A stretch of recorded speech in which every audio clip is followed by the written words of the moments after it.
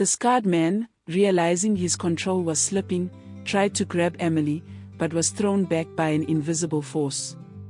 The twins' combined energy created a protective barrier around them, shielding them from harm. Dr. Khumalo continued his chant, drawing on the ancient knowledge passed down through generations of Sangoma. The cave walls seemed to pulse with light, reflecting the twins' power.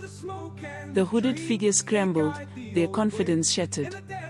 Nomsa, tears streaming down her face, whispered words of encouragement to her daughters. "You are stronger together," she said. "Nothing can keep you apart." Her voice blended with Dr. Khumalo's chant, adding to the growing energy in the room. Detective Naidoo watched in awe as the mystical and the real worlds collided. He had never believed in such things, but now, faced with undeniable evidence, he felt his perspective shifting. This was a battle of faith and courage. The scarred man, desperate and defeated, made one last attempt to regain control. He lunged at the twins, but was stopped by a blinding flash of light. The twins' power surged, knocking him and the other figures unconscious. As the light faded, the cave fell silent. Amahle and Zanele lay side by side, their hands clasped together. Nomsa rushed to them, gathering them in her arms.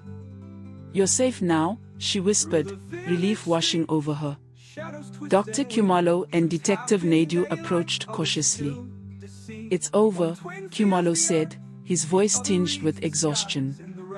"The twins have broken the hold of those who sought to exploit them." He knelt beside Nomsa, placing a reassuring hand on her shoulder.